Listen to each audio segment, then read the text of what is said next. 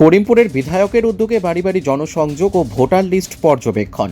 নদিয়া জেলার করিমপুর ৭৭ নম্বর বিধানসভার বিধায়ক তার বিধানসভা এলাকার বালিয়াডাঙ্গা গ্রামে বাড়ি বাড়ি জনসংযোগ করলেন ও দলনেত্রী মমতা বন্দ্যোপাধ্যায় নির্দেশ দেন বাড়ি বাড়ি গিয়ে তিনি ভোটার লিস্টে সঠিক ভোটদাতার নাম আছে কি সেইটা তদারকি করলেন। কারণ ভোটার লিস্টে অনেক জায়গায় ভুল দেখাচ্ছে।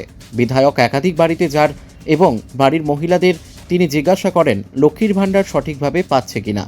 তারপরে বার্ধক্য ভাতা সরকারের উন্নয়ন ও অনুদান সঠিকভাবে পেয়ে তারা কতটা খুশি সব তিনি খোঁজখবর নেন। বিধায়কের সঙ্গে ছিলেন বুথ সভাপতি ও তৃণমূল কর্মী সমর্থক। গ্রামবাসীরা বিধায়ককে পেয়ে খুবই খুশি। এই চিত্র উঠে আসলো আমাদের বিগ নিউজের ক্যামেরায়। নদিয়ার করিমপুর থেকে অর্ধেন্দু মালাকারের report, crime press Bengal news.